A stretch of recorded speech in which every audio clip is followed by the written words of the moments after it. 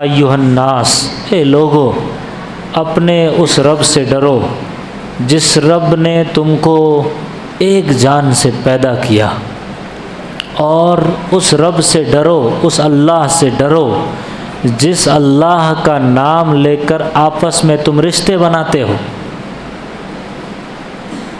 اب اس آیت کا نچوڑ یہ ہے کہ ہر رشتے کی، وہ رشتہ بھائی بہن کا ہو، وہ رشتہ میاں بیوی کا ہو، وہ رشتہ ماں باپ کا ہو، بچوں کا ہو، کسی کا بھی ہو، یا پوری سوسائٹی اور پوری انسانیت کا ہو، دور کے رشتہ دار ہو، قریب کے رشتہ دار ہو، یتیموں کے ہوں، بیواؤں کے ہو، جس سے بھی آپ معاملات کرتے ہوں، ان تمام کے تعلق سے بیسک جو اللہ نے سبق دیا وہ یہ کہ اللہ سے ڈرو۔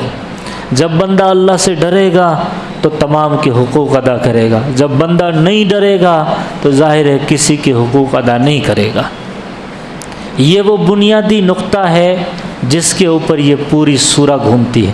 اب آپ دیکھیے اسی ڈر والے، خوف والے کہ مجھے اللہ کے حضور جا کر حساب و کتاب دینا ہے، یہ جو سوچ ہے، یہ جو نظریہ ہے، اسی سوچ پر خاندان کی بھی آبادی ہے، اسی سوچ کے اوپر رشتہ داروں کی بھی آبادی ہے، اسی سوچ کے اوپر یہ ڈپینڈ کرتا ہے کہ پورا ملک کیسے چلے۔ یعنی بھلے وہ سیاسی معاملات ہو یا وہ سماجی معاملات ہو، کوئی بھی معاملات ہو، بنیاد ایک ہے، ڈر ہے تو ظاہر ہے ہر جگہ ہر ایک کے حقوق ادا کیے جائیں گے۔ ایک باپ حق ادا کرے گا، ایک شوہر حق ادا کرے گا، ایک رشتہ دار حق ادا کرے گا، ایک سماجی اعتبار سے کوئی کارپوریٹر ہے وہ حق ادا کرے گا ان کے یہاں کے رہنے والے لوگوں کا، ایک اور بڑا اس سے سی ایم ہے یا ڈی ایم ہے یا اور کوئی بڑا عہدہ ہے تو ظاہر ہے اس کے ماتحت میں جتنے بھی ڈپارٹمنٹ ہے، اس سے ریلیٹڈ جو شعبے ہیں، اس سے ریلیٹڈ جو لوگ ہیں، سب کے حقوق ادا کرے گا۔ یہ وہ سورہ ہے جو یہ بتاتی ہے کہ دنیا میں امن، چین، سکون اگر کسی ذریعے سے آ سکتا ہے تو وہ ہے اللہ کا ڈر اور اللہ کا خوف۔ یہ نہیں ہے تو صرف تعلیمات، صرف ایجوکیٹڈ کر دینا، صرف نالج دے دینا، یہ کوئی معنی نہیں رکھتا اگر اوپر اللہ کا ڈر نہیں ہے، اگر یہ نظریہ نہیں ہے کہ مجھے اللہ کے حضور کھڑا ہونا ہے۔ اب آپ دیکھیے کتنا بہترین، یعنی ایک عقل میں آنے والا، فلسفے میں آنے والا، سمجھ میں آنے والا، اے لوگو، یہ نہیں کہا اے مسلمانوں، اے ہسبینڈ، اے شوہر، اے بیوی، سورہ عورتوں کے متعلق سے ہے نا، تو یہ نہیں کہا اے عورتوں، اے لوگو، لوگوں میں سب آ گئے، ڈرو۔ دوسرا پیغام یہ دے دیا کہ اللہ نے یہ جو آپسی جو تمہاری برادریاں بنائی ہے، ان سب کو کا رشتہ یا اس سب کا سرا جہاں جا کر جڑتا ہے وہ ایک ذات ہے، آدم اور حوا۔ اسی آدم اور حوا کے ذریعے سے پوری انسانیت اللہ نے بکھیری، اس کا ذکر کیا۔ اس کے بعد اللہ تبارک و تعالیٰ نے بیچ میں یہ یاد دلایا، اینما تکونوا یدرککم الموت، ہر ایک کو جانا ہے، ہر ایک کو مرنا ہے، موت ہر ایک کو آنی ہے، اس لیے اس موت کی تیاری کرو۔ اگر آپ کے اوپر کسی کا حق ہے تو پہلے اس کا حق دے دو۔ اینما تکونوا یدرککم الموت ولو کنتم فی بروج مشیدہ، تم کسی برج میں جا کر کے چھپ جاؤ، موت وہاں بھی آ جائے گی۔ موت ایک اٹل حقیقت ہے۔ تو انسان کو، ایک غافل انسان کو جو حقوق سے لاپرواہ ہو کر زندگی جیتا ہے، اس کو یاد دلایا کہ مرنا ہے۔ اس کے بعد ایک بہترین سوسائٹی کیسے تعمیر ہو سکتی ہے، اس کے کچھ پوائنٹ بتایا اللہ نے۔ لا خیر فی کثیر من نجواہم الا من امر بصدقۃ او معروف او اصلاح بین الناس ومن یفعل ذلک ابتغاء مرضات اللہ۔ یہ 4 پوائنٹ بتائے کہ کوئی بھی سوسائٹی کا بھلا کب ہو سکتا ہے؟ اس وقت ہو سکتا ہے کہ جب وہاں کے رہنے والے لوگوں میں صدقے کا مزاج ہو، الا من امر بصدقہ، صدقے کا ان کا مزاج ہو۔ صدقہ مینس صدقہ کسی کی مدد کر دینا، یہ صدقہ ہے، غریبوں کو خیرات دے دینا، یہ صدقہ ہے، راستے سے کوئی تکلیف دہ چیز ہے اس کو ہٹا دینا، یہ صدقہ ہے، کوئی کانٹا ہے اس کو سائڈ کر دینا، یہ صدقہ ہے، کوئی پتھر روڑا ہے وہ صدقہ ہے، آپ کسی سے میٹھے بول سے بول دو یہ بھی صدقہ ہے، آپ کسی کو مسکرا کر سلام مصافحہ کر دو یہ صدقہ ہے، آپ کسی کو گلے لگا دو یہ صدقہ ہے۔ یعنی ہر وہ کام جس سے سماج سدھار ہو یا دوسرے کا بھلا ہو وہ صدقہ ہے۔ صرف صدقہ کسی کو غریب کو دے دینا صرف اتنا صدقہ نہیں ہے۔ تو پہلا پوائنٹ دیکھیے کتنا جامع ہے۔ اللہ فرماتا ہے سوسائٹی کا بھلا نہیں ہو سکتا، سوسائٹی میں خیر نہیں آ سکتا، سوسائٹی ڈیولپ نہیں ہو سکتی، ترقی نہیں کر سکتی جب تک کہ یہ صدقے کا مزاج نہ ہو، ہر ایک کی خیر خبر لینے کا مزاج نہ ہو۔ الا من امر بصدقہ او معروف، اچھائیوں کے حکم کرنے کا مزاج ہو، ہر وہ کام جو معروف ہے اس کی طرف لوگوں کو لانا، او معروف۔ نمبر 3 او اصلاح بین الناس، لوگوں کے درمیان صلح صفائی کرا دینا، یہ نمبر 3، جھگڑا ہو جائے صلح کر دینا۔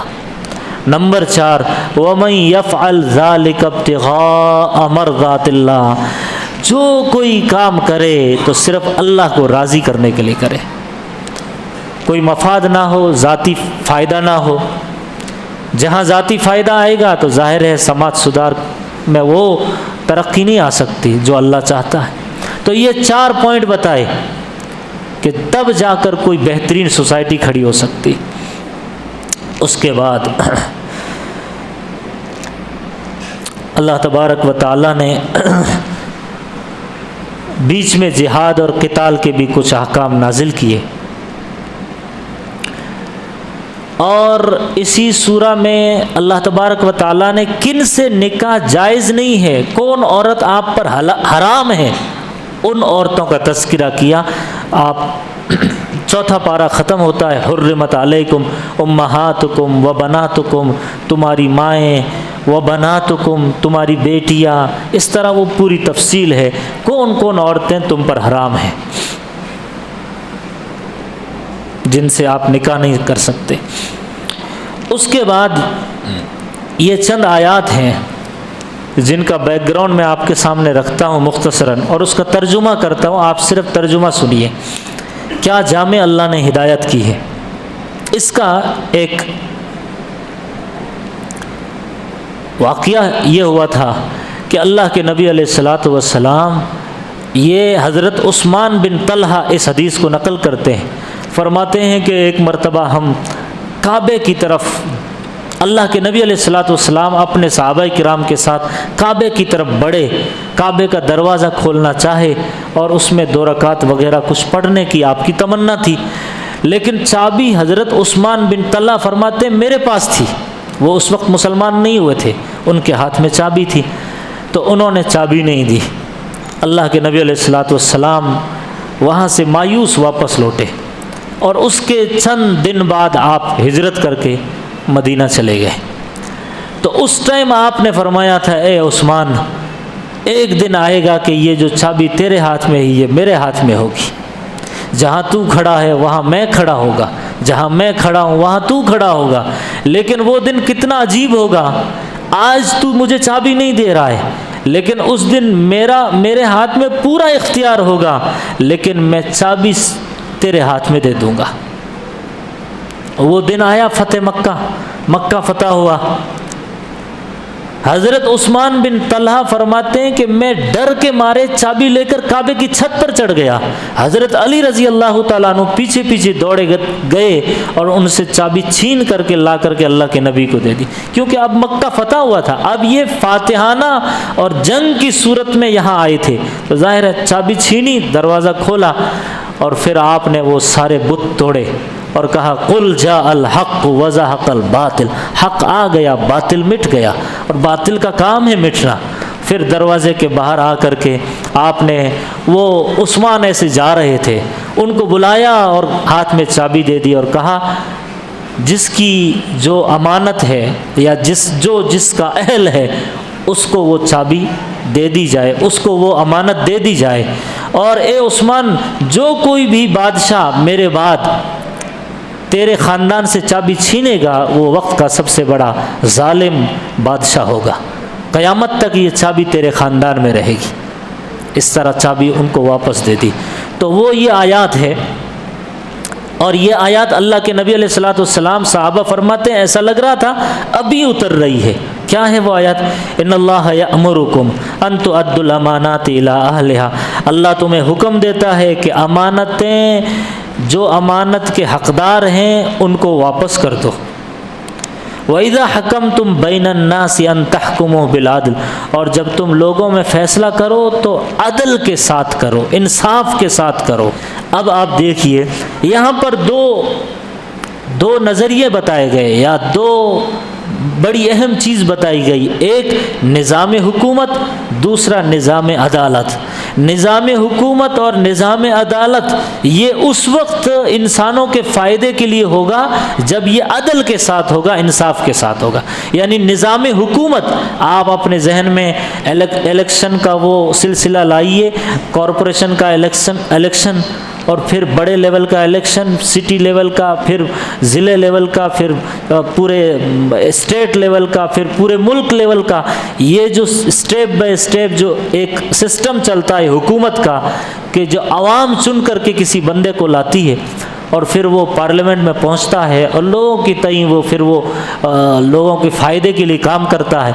اب یہاں اللہ فرماتے ہیں نظام حکومت اور نظام عدالت، supreme court, lower court, high court, یہ نظام عدالت، اور نظام حکومت پارلیمنٹ کا نظام، یہ انسانوں کے فائدے کے لیے اس وقت ثابت ہوں گے جب عدل پر قائم ہوں گے۔ اور جب عدل نہیں ہے، انصاف نہیں ہے، صرف انسان کو اپنا جاہ، اپنا ملا، اپنا مال، اپنی کرسی، اپنا اقتدار، اپنا بھلا، اپنا بڑکپن، یہ اگر مقصود ہے تو ظاہر ہے پھر انسانیت سسکتی رہ جائے گی اور ان کا فائدہ ہوتا چلا جائے گا، جیسے ہو رہا ہے پوری دنیا میں۔ پوری دنیا کا نظارہ ہمارے سامنے۔ اللہ فرماتا ہے، آگے سنیے، اب آگے کی جو آیات ہے اس کے پیچھے بھی ایک واقعہ ہے، مختصراً یہ بڑا مزے کا ہے، سنیے۔ ایک بشر نامی منافق تھا، اس کا جھگڑا ہو گیا کسی بات پر یہودی کے ساتھ مدینہ منورہ میں۔ یہ دونوں بندے آپس میں طے کر رہے کہ ہمارا فیصلہ کون کرے گا آپ۔ تو اس زمانے کا ایک یہود کا بہت بڑا فادر یا عالم کہیے، یا سادھو سنت ٹائپ کا یہودیوں کا، اس کا نام تھا کعب بن اشرف۔ کعب بن اشرف یہودی تھا۔ یہ جو منافق ہے تھا مسلمان، اس کا نام تھا بشر، تھا مسلمان، ظاہر کرتا تھا مسلمان، لیکن دل میں نفاق تھا، یہ پتہ نہیں تھا۔ اللہ نے ان آیات میں اس کی منافقت کھول دی، راز کھول دیا۔ یہ کہہ رہا ہے کہ میرا فیصلہ کرے گا وہ یہودی، اور جو یہودی تھا وہ یہودی کے پاس جانے کے لیے تیار نہیں، وہ کہتا ہے میں محمد الرسول اللہ صلی اللہ علیہ وسلم کے پاس جاؤں گا، کیونکہ اسے پتا تھا کہ اللہ کے رسول صحیح فیصلہ کریں گے، اور اس کو پتا تھا کہ کعب بن اشرف جو ہے میرے حق میں فیصلہ کرے گا۔ تو آخر بحث ہوتی رہی، آخر میں اللہ کے نبی کے پاس آئے، اللہ کے نبی نے فیصلہ کر دیا۔ اس فیصلے میں وہ بشر جھوٹا ثابت ہوا اور وہ یہودی سچا ثابت ہوا۔ اب ان کا دور جانے کے بعد جھگڑا ہو گیا، کہا کہ نہیں اب واپس سے ہم تو کسی اور کے پاس جائیں گے۔ تو اب طے ہوا کہ کس کے پاس جایا جائے، تو حضرت عمر کا نام ذہن میں آیا کہ چلو عمر کے پاس جاتے ہیں۔ کیوں؟ وہ بشر منافق سوچتا تھا کہ یہ یہودی ہے اور عمر یہودیوں سے جلتے ہیں، عمر جو ہے سخت ہے، تو یہودی کے خلاف فیصلہ دیں گے اور میرے حق میں دیں گے، کیونکہ میں تو مسلمان ہوں، بھلے گیا گزرا جیسا بھی۔ عمر کے پاس گئے اور وہ یہودی نے پورا واقعہ بتا دیا کہ پہلے ہم محمد الرسول اللہ صلی اللہ علیہ وسلم کے پاس گئے، انہوں نے یہ فیصلہ دیا، یہ راضی نہیں ہوا، اب تمہارے پاس آئے۔ حضرت عمر نے سنا اور کہا کہ رکو میں تمہارا فیصلہ کرتا ہوں۔ اندر گئے، تلوار لٹکاتے ہوئے آئے اور آتے ہی بشر کی گردن اڑا دی۔ جو میرے نبی کے فیصلے پر راضی نہ ہو اور اپنے آپ کو مسلمان بتاتا ہے وہ مسلمان ہو نہیں سکتا، وہ کافر ہے، وہ منافق ہے، وہ مرتد ہے، اور مرتد کی سزا کیا ہے؟ گردن اڑا دینا۔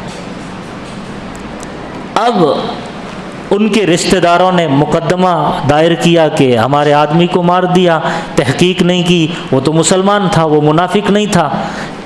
اب حضرت عمر کے خلاف جو مقدمہ دائر ہوا ان کے حق میں اللہ نے قرآن پاک کی یہ آیات اتاری، جس میں اللہ فرماتا ہے اے ایمان والو، اللہ اور اللہ کے رسول کی اطاعت کرو، حاکم وقت کی اطاعت کرو۔ جب تم میں کوئی جھگڑا ہو جائے تو اللہ اور اللہ کے رسول کے پاس جاؤ۔ اگر تم اللہ پر قیامت کے دن پر ایمان رکھتے ہو یہ تمہارے لیے بہتر ہے۔ الم تر الی الذین یزعمون انہم آمنوا، تم نے دیکھا نہیں ان لوگوں کو جو وعدہ کرتے ہیں، دعویٰ کرتے ہیں کہ ہم ایمان والے ہیں، لیکن وہ تو اپنے فیصلہ کراتے ہیں طاغوت سے، سرکشوں سے، دشمنوں سے، دجالوں سے، شیطانوں کے پاس جاتے ہیں اپنا فیصلہ کرانے کے لیے۔